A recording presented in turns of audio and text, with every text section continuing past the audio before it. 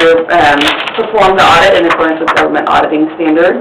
And with that, we're required to report on internal controls. And we're required to tell you if we have any, identify any significant deficiencies or material weaknesses throughout the course of the audit. We did not have any such findings, so that's what this report on page 74 is telling you. Page 76 then starts the next report, and this is specifically for the single audit.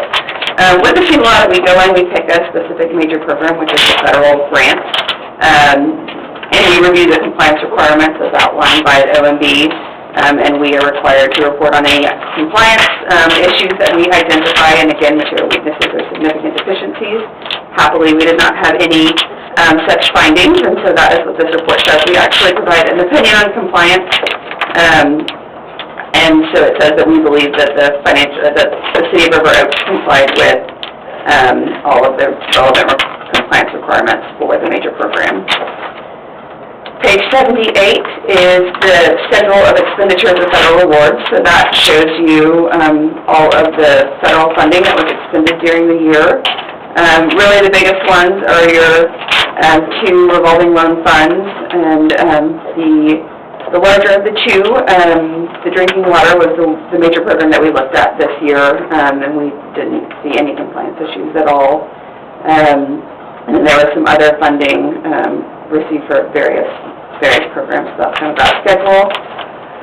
And then 79 is just more notes, and then page 80 is our summary of auditor's results, which basically tells you all the things that I just summarized quickly, which was we didn't have any findings. And we issued non-modified reports. And so that, quickly or slowly, depending on how you feel about it, is the bound audit report. And then the other letter that I passed out to you is our communications to those charged with governance. This is a required communication. And many of these things I've already told you as I've walked through this. But it just says that we didn't have any disagreements with management, really nothing significant or noteworthy, but if we did have it, we would be required to put it in this letter. Does anybody have any questions or want me to look at anything in any more detail?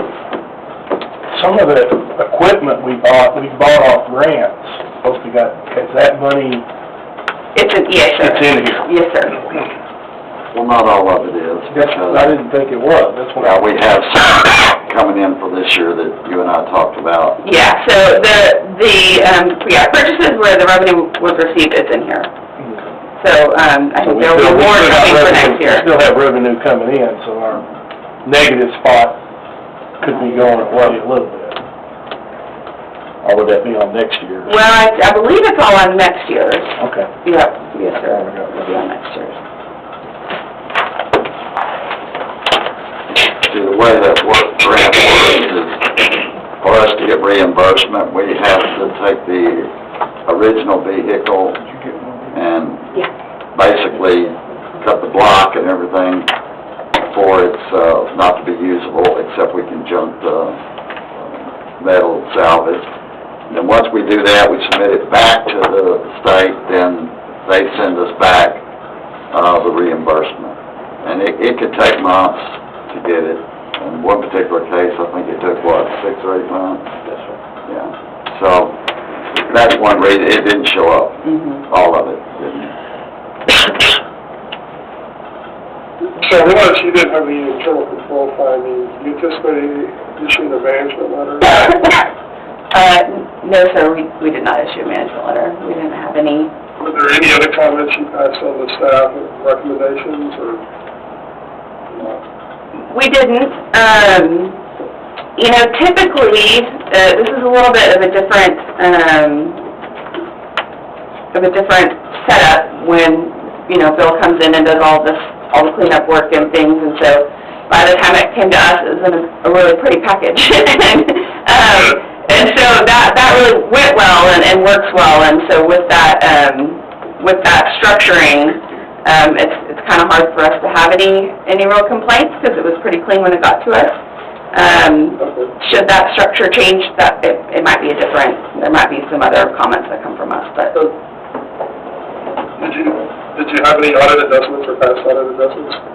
We did not, no, sir. Good. Any more questions for Valerie? Need a motion to approve it or accept it?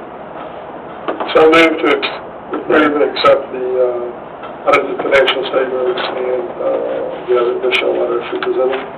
Second. We have a motion second to approve the 2021 fiscal year audit report as presented by NWH Group CPAs. Any further discussion? All in favor, say aye. Aye. Right. Thank you very much. Thank you.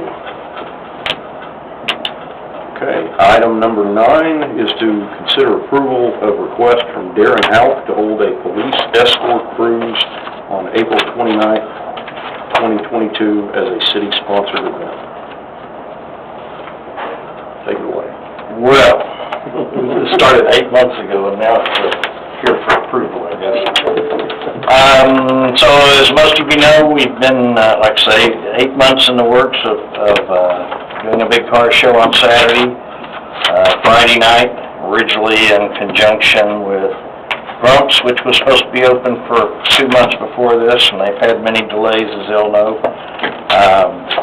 But we are gathering in their parking lot on Friday, and the police chief and all his fine crew have agreed to take us on a little police escorted cruise through River Oaks and back to Grumps again. He and I worked quite a bit to make sure the safest route to do that and the easiest way to make that safe and efficient for everybody.